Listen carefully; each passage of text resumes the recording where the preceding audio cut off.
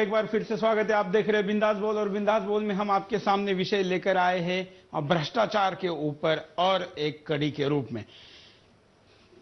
हमारे पास आप देख रहे हैं कि बैकड्रॉप में एक चित्र लगा हुआ है। जो दर्शक देर से कार्यक्रम देखना शुरू किए हैं उनके लिए हम पूछ रहे हैं कि क्या अकेले ए राजा के गिरफ्तारी से भ्रष्टाचार की लड़ाई पर्याप्त मोड़ पर आई है, ऐसा आप मानेंगे, या उन सब लोगों को गिरफ्तार करना चाहिए जिनके ऊपर ये आरोप करीब करीब साबित हो चुके हैं? केवल एक कानूनी कागजी कार्रवाई बाकी। क्या राय है आपकी? आप हमें बताइए। आपकी राय के साथ ही हम कार्यक्रम को आगे बढ़ाते हैं और आप देश के और विदेश के भारतीय दर्शक इस कार्यक्रम को एक अंजाम तक पहुंचाते हैं। हम पिछले 1.5 साल से आपके पास आकर ऐसे विभिन्न मसलों पर आपकी राय लेते हैं। हम सब मिलकर बोलते हैं। दुनिया में इसका माहौल होता है, बाकी मीडिया में भी इसका परिणाम होता है। लोगों को इन मुद्दों को उठाना पड़ता है और परिणाम पूरे देश के चिल्लाने का, बोलने का, मांग करने का हुआ है कि अब ऐसे एक मंत्री को अंदर जाना पड़ा है। भारत के इतिहास में ऐसा पहली बार हुआ है। आइए, एक कॉलर भी हमारे साथ जुड़े हैं, उनकी भी प्रतिक्रिया लेते हैं। नमस्कार। हाँ सर। हाँ बोलिए सर, मैं एक चीज कहना चाहता हूँ। इन्होंने इतने सारा नेटवर्क क्या कहते हैं चलाया हुआ है। मिस्टर राजा ने जो घोटाला किया है, इन्होंने क्या कहते हैं, जो इनको राइट किसने दे दिया ये सब करने का? आपने और हमने दिया ना सर। आपने, हमने नहीं दिया। जनता पैसा पेड करती है। ये पैसा नहीं छोड़ते हैं जनता पर। फिर इनको ये घोटाला करने का राइट दिया किसने? नहीं, घोटाला करने का कोई राइट नहीं होता। हमारे यहाँ पर तो सत्ता में बैठने का राइट ही मतलब घोटाला करने का राइट होता है। नहीं, अगर इनको सत्ता में लाने का मतलब है तो अपने पैर में कुल्हाड़ी मारना है। बिल्कुल, अपने पैर में कुल्हाड़ी मारना है। बिल्कुल सही कहा आपने। तो इनको ये, इनका मतलब हम लोगों को सही सोच के इनका सिलेक्शन करते हैं और सिलेक्शन करके इन लोगों को आगे लेके आते हैं और ये लोगों के क्या कहते हैं पेट में क्या कहते हैं चक्कू घोंपते हैं। बिल्कुल, धन्यवाद। अब हम यहाँ पर आपको दिखाते हैं कि क्या कारण है ये सब होने के, क्यों अरेस्ट नहीं किया जा रहा है, या भ्रष्टाचार की लड़ाई में जब कोई ड्रामा किया जाता है वास्तव में कार्रवाई नहीं की जाती, तो उसके पीछे के कारणों को देखना जरूरी है। ये देखिए कारण। भ्रष्टाचार आज की राजनीति का चरित्र बना हुआ है। भ्रष्टाचार और घोटालों को लेकर चौतरफा हमलों से सुशासन की जड़ें खोखली हो रही है, क्योंकि आज की राजनीति का चरित्र ही भ्रष्टाचार बन चुका है। नेता और सरकार को अपनी जनता की नजरों में ही शर्मिंदा होना पड़ रहा है। सत्ता में आने का उद्देश्य ही पैसा और पावर है। आजकल लोग सत्ता में पैसे बनाने के लिए आते हैं और देश और जनता का भला करने की जगह इस मानसिकता से काम करते हैं, जब तक उनकी चोरी पकड़ी न जाए तब तक लूटते रहो। आखिर कितने को जेल भेजे? जब भ्रष्ट लोग ही इतनी ज्यादा संख्या में हो तो जेल जाने पर बाहर कौन रहेगा? गठजोड़ की राजनीति में सत्ता बचाना पहली प्राथमिकता।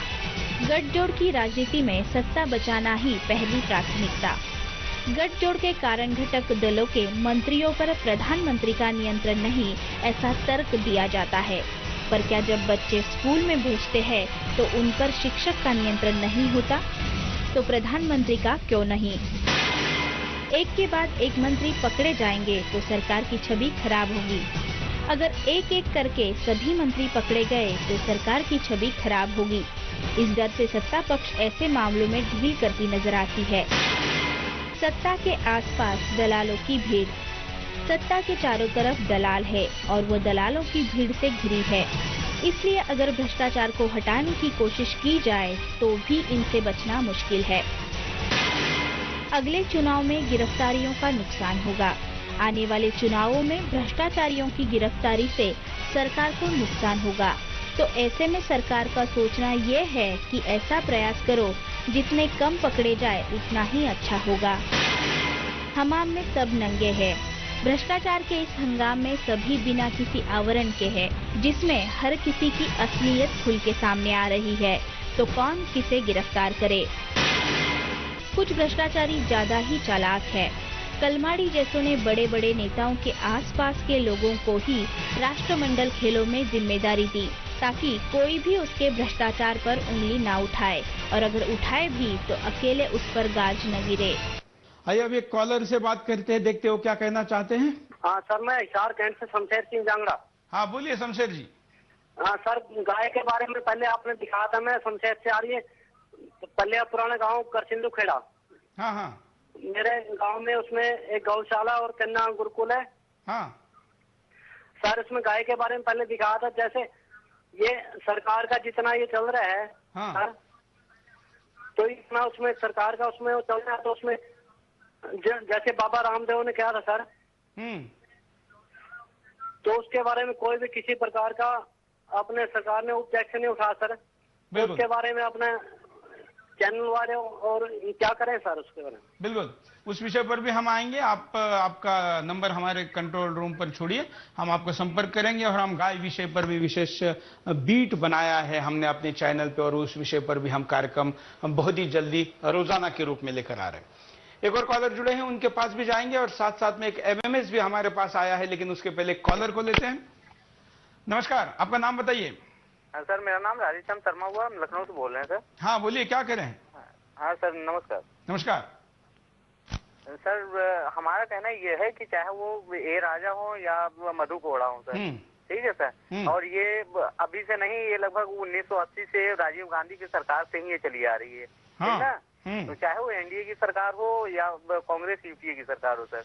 मैं तो कहूंगा, मैं तो आपकी जानकारी में थोड़ा इजाफा कर दूं कि जब भारत स्वतंत्र हुआ था उसके बाद से भ्रष्टाचार होना शुरू हो गया। आपको याद होगा कि पहले लड़ाई में हमारे पास जीपों का लेकर, जो जीप होती है, कार होती है, उसके बारे में जो करप्शन हुआ था उस पर भी काफी हंगामा हुआ था, और तब भी एक मंत्री को रिजाइन करना पड़ा था। तो सर वो चाहे राजीव गांधी हो, देखिए उनके बचाव में भी उनकी सरकार लगी रही, ठीक ना। उनके मतलब प्रधानमंत्री बने थे तो उनको सबसे सफल प्रधानमंत्री बनाया जाता था, ठीक है सर। लेकिन कहने का मतलब ये है कि सब भ्रष्टाचार से जुड़े हुए, ठीक है, और ये हमारी आपकी कमजोरी के कारण हुआ है। अगर पब्लिक अगर चुस्त दुरुस्त रहती तो ये लोग कुछ नहीं कर पाते सर। बिल्कुल सही है सर। और ये जो आरटीआई एक्ट आया हुआ है सर, तो इसके द्वारा हम लोगों को जानकारी रखनी चाहिए और सबके ऊपर कार्रवाई होनी चाहिए। और ये सब चीज अब ये चीजें जो सामने आ रही है सर, इसमें मीडिया का और आप जैसे न्यूज चैनल्स का सबसे बड़ा योगदान है सर, ठीक है सर। तो इसमें सबसे अगर अहम मुद्दा है तो ये सब भ्रष्टाचार का है सर। और इसमें अगर धन्यवाद। उत्तर प्रदेश लखनऊ की राजधानी से, उत्तर प्रदेश की राजधानी लखनऊ से बात कर रहे थे। यहाँ पर भी भ्रष्टाचार का बहुत बड़ा बोलबाला है, बातें ज्यादा खुलकर सामने नहीं आ रही, लेकिन दबी जुबान में लखनऊ में बहुत कुछ हो रहा है। साथ में आप देख रहे हैं यहाँ पर फेसबुक, ट्विटर और कूट की जो आपकी सोशल नेटवर्किंग साइट है उस पर भी प्रतिक्रिया से आप सुदर्शन के साइट पर या मुझे फॉलो करके अपनी प्रतिक्रिया को दे सकते हैं। हम देश के पहले चैनल है जो ज्यादा से ज्यादा नेटवर्क साइट से जोड़ के आपकी प्रतिक्रियाओं को लोगों तक पहुंचाते हैं। आप हमको वीडियो ईमेल भी भेज सकते हैं, वीडियो एमएमएस भी भेज सकते हैं, आप हमको स्काइप से भी जुड़ सकते हैं, और सारे आधुनिक तरीकों को हम इस भ्रष्टाचार के लड़ाई में भ्रष्टाचारियों के खिलाफ आम आदमी के हाथ में दे रहे हैं। इसका फायदा उठाइए। एक और कॉलर। नमस्कार। क्या वो चाहती है साहब? हाँ, कि आप दलाल को न पकड़ के और पेड़े को पकड़ो, और माननीय प्रधानमंत्री को ये सब बातें मालूम है कि इनके सामने इस भारत देश की चोरी होती। बिल्कुल। तो इन प्रधानमंत्री से ही पूछा जाए कि आपके सामने ये चोरी करते जा रहे हैं और फ्री कर रहे हैं, तो मैंने इनको पेड़े को पकड़ो, दगालों को क्यों पकड़ते हो? मतलब आपका कहना है कि टीम के मेंबर को क्यों पूछे, कैप्टन को पूछा जाए? हाँ, इन्हें से पूछो कि कहा भैया तुम्हारे सामने घर की चोरी हो रही है, और आप लोग आप बताओ कि कौन कौन ने चोरी करी। धन्यवाद श्यामलाल जी। कप्तान को ही सीधे पकड़िए, सब ठीक हो जाएगा बोल रहे हैं। एक और कॉलर। हेलो। हेलो। हाँ बोलिए। हाँ सर, ये जो राजनीति हो रही है ये मतलब किसी काम की नहीं हो रही है। ये जो हर कोई चाहता है आज के देश में कमाना, पैसा कमाना चाहना, और उसके अलावा कुछ भी नहीं है। हाँ सर, मैं ये बोल रहा हूँ कि ये जो जितने मंत्री हैं आज सब चाहते हैं कि मैं पैसा कमाऊं, इसके अलावा इनको चाहिए। इनका मेन उद्देश्य रहता है नेतागिरी में आने के लिए, सिर्फ पैसा कमाने के लिए। बिल्कुल।